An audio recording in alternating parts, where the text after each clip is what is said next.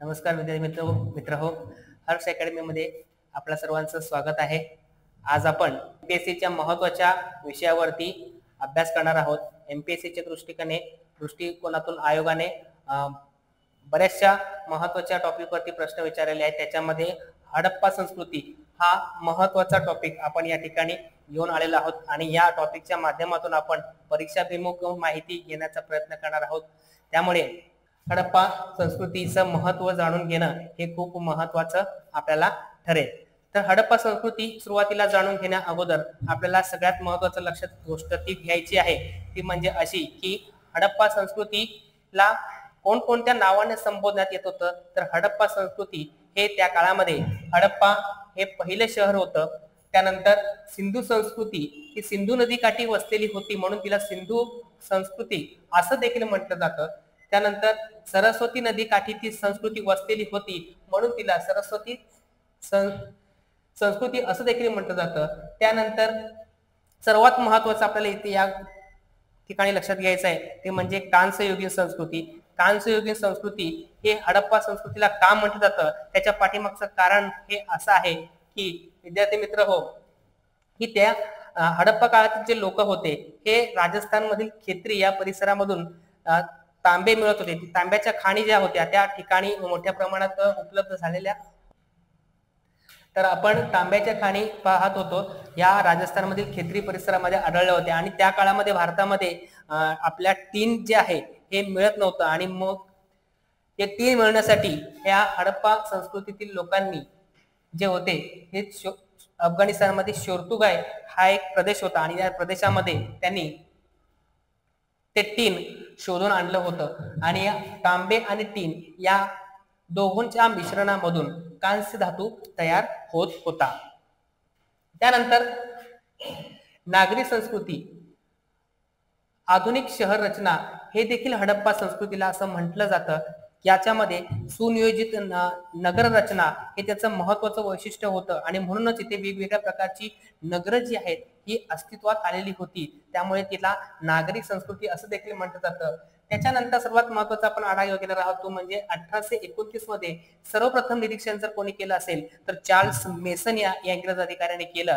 त्यांनी असं म्हटलं होतं की हडप्पा हे जे शहर आहे हे सिकंदरकालीन शहर होतं आणि या शहरामध्ये भारतावरती आक्रमण जेव्हा झालं तेव्हा सिकंदर आणि पोरस यांच्यामध्ये युद्ध झालं होतं. त्याचं म्हणणं असं होतं की सिकंदर आणि पोरस यांच्यामध्ये युद्ध झालं होतं आणि त्या पोरसची जी राजधानी होती ही हडप्पा होती असं त्याने सांगितलं होतं, असं त्याने अंदाज वर्तवला होता. त्यानंतर भारतीय पुरातत्व विभाग जर आपण बघितला, त्याची स्थापना इसवी सन 1861 मध्ये भारतीय पुरातत्व विभागाची स्थापना झाली आणि याचे पहिले अध्यक्ष अलेक्झांडर कनिंगहॅम होते. अलेक्झांडर कनिंगहॅम हे भारतीय पुरातत्वाचे जनक देखील असे म्हटले जाते. सर्वात पहिले जनक ते होते आणि त्यामुळे पुरातत्व विभागामध्ये जे जे काही उत्खनन होतं हे त्यांनी हडप्पा या ठिकाणी उत्खनन करण्याचा प्रयत्न केला आणि त्याच्यामध्ये त्यांचं जे शोध कार्य आहे, जी शोध मोहीम आहे ही त्यांनी चालू ठेवलेली होती.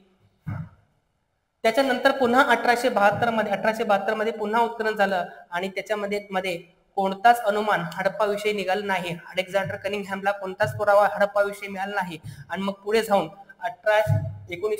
इसवी सन 1921 मध्ये सर जॉन मार्शल यांनी हडप्पा शहराचं उत्खनन केलं आणि संपूर्ण जगाला या हडप्पा संस्कृतीची ओळख करून दिली.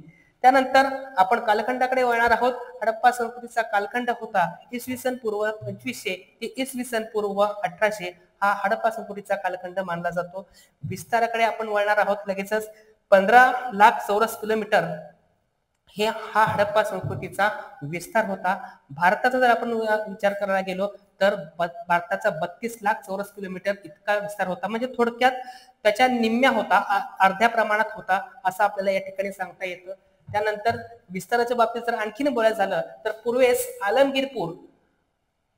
आलमगीरपूर हे हिंडन नदीवरती वसलेलं होतं. त्याच्यानंतर पश्चिमेस जर आपण बघायला गेलो तर सुतकाजिंदोर हे दाश्क नदीवरती वसलेलं होतं. आयोगाने याच्यावरती सुद्धा प्रश्न विचारलेले आहेत, याच्यामध्ये परीक्षेला प्रश्न येतो. त्यानंतर उत्तरेस मांडा हे चिनाब नदीवरती वसलेलं आहे. दक्षिणेस दायमाबाद हे महाराष्ट्रातील गोदावरी नदीकाठी वसलेलं आहे. तर पूर्व पश्चिम अंतर जर विचारलं तर 1600 किलोमीटर सांगायचं आणि उत्तर दक्षिण अंतर जर विचारलं तर 1400 किलोमीटर सांगायचं. आणि ह्याचं जे क्षेत्र होतं हे हडप्पा संस्कृतीचे क्षेत्र होतं हे त्रिकोणाकृती अशा स्वरूपाचं क्षेत्र होतं. त्यानंतर आपण पाहणार आहोत हडप्पा संस्कृतीची वैशिष्ट्ये. आता हडप्पा संस्कृतीमध्ये पहिलं वैशिष्ट्य असं आहे ते म्हणजे सुव्यवस्थित नगररचना. यांची नगररचना जी होती ही सुव्यवस्थित अशा स्वरूपाची होती. पक्क्या विटांची नगरं ही त्या काळामध्ये त्यांनी बांधलेली होती. म्हणजे त्याच्यामध्ये इंग्लिश बॉन्ड पद्धत अस्तित्वात होती. 2 उभ्या आणि 2 आडव्या विटांचं रचून केलेलं बांधकाम ही इंग्लिश बॉन्ड पद्धत म्हणून ओळखली जाते. या ठिकाणी स्नानगृह त्या काळामध्ये अस्तित्वात होती. या लोकांना स्नानगृहाचं बांधण्याचं एक उत्तम असं चांगलं ज्ञान होतं असं आपल्याला इथे सांगता येतं. त्यानंतर स्वच्छतागृह देखील त्या लोकांनी त्या काळामध्ये बांधण्यात आलेलं होतं. विहिरी, पिण्याच्या पाण्याची सोय करण्यासाठी विहिरीसाठी एक पाण्याचा स्रोत म्हणून त्यांनी केलेला होता. त्यानंतर नगराचे 2 विभाग, 2 किंवा 2 पेक्षा अधिक विभाग होते. त्यानंतर तटबंदी होती. तटबंदी कशासाठी होती तर हिंस्र प्राण्यापासून लोकांचं संरक्षण व्हावं हा त्याच्या पाठीमागे हेतू होता. त्याच्यानंतर एकमेकांना काटकोनात छेदणारे प्रशस्त अशा स्वरूपाचे रस्ते होते. थोडक्यात विद्यार्थी मित्र मला तुम्हाला सांगायचं असं आहे की याच्यामध्ये बघा हे रस्ते अशा पद्धतीने होते, काटकोनात छेदणारे अशा पद्धतीने. रस्त्याच्या बाजूला घरं जी होती त्यांची ती अशा पद्धतीने होती आणि त्यांना ते रस्ते ते काटकोनात छेदत होते. त्यानंतर दुसरा मुद्दा जो आहे तो म्हणजे सर्वत्र समान मुद्रा. दुसरं वैशिष्ट्य आहे हडप्पा संस्कृतीचं सर्वत्र समान मुद्रा. मुद्रांवरती बैल, गेंडा, वाघ, बकरी, हत्ती, म्हैस, जहाज, स्वस्तिक, युनिकॉर्न हा प्राणी घोड्यासारखा होता. थोडक्यात तो घोडा नव्हता. आयोगाने याच्यावरती सुद्धा प्रश्न विचारलेला आहे. एक शिंग घोड्यासारखा असणारा प्राणी, त्या प्राण्याला एक शिंगच होती पण मात्र त्याला घोडा असं म्हटलं जात नव्हतं, युनिकॉर्न असं म्हटलं जात होतं. आणि स्टिएटाईट नावाचा दगड यांनी मुद्रासाठी या लोकांनी वापरलेला होता. या मुद्रांचा आकार जो होता चौरसाकृती होता. पुढचा आहे धर्म. धर्माच्या बाबतीत जर बघायला गेलं तर पशुपती महादेवाची पूजा हे हडप्पा संस्कृती काळातील लोक पूजा करत होते. आणि एका मुद्रेवरती 3 शेंगी देव अशी या पशुपती देवाची रचना होती. असं त्या देवाचं स्वरूप होतं. त्यानंतर त्या मुद्रेच्या बाजूला प्राणी आणि वनस्पती यांची देखील चित्र आपल्याला आढळताना दिसतात. तसेच हे लोक स्त्री पूजक होते. स्त्रीला त्या काळामध्ये मानाचं स्थान होतं. स्त्रीला ते देवता मानत होते. त्या काळामध्ये स्त्रीला देवता मानत होते. त्यामुळे धर्माच्या बाबतीमध्ये यांचं ज्ञान जे होतं हे खूप अतिशय चांगल्या अशा स्वरूपाचं होतं असं आपल्याला म्हणता येईल. त्यानंतर पुढचं वैशिष्ट्य आहे लिपी.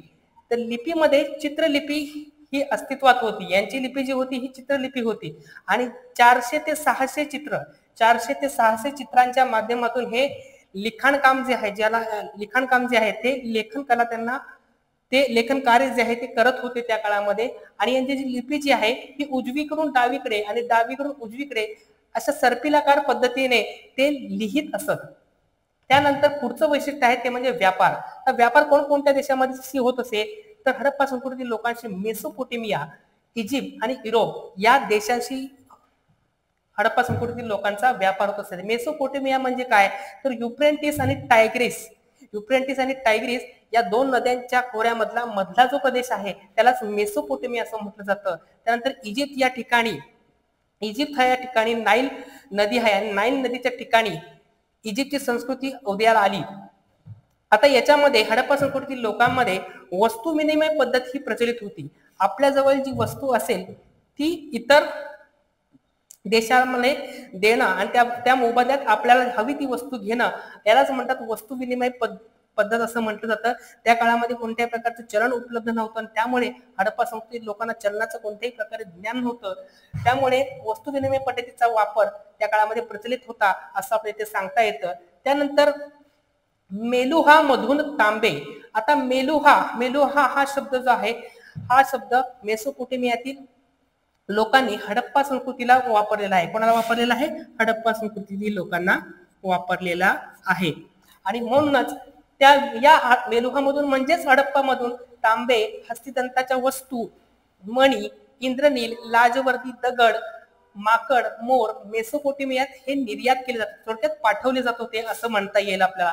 त्यानंतर इजिप्त मधील राजघराण्यातील व्यक्तींच्या मृत्यूनंतर त्या मृत व्यक्तीला निळ्या कापडामध्ये गुंडाळण्यात येईल आणि त्याच्यासाठी निळीचं उत्पादन हे खूप महत्वाचं मानलं जात होतं आणि निळीचं उत्पादन करण्यासाठी हे हडप्पा संस्कृतीचे लोक निळीचं उत्पादन करत होते आणि नीळ इजिप्तला निर्यात करत होते, नीळ इजिप्तला पाठवत होते, मेसोपोटेमिया ते देखील पाठवत होते.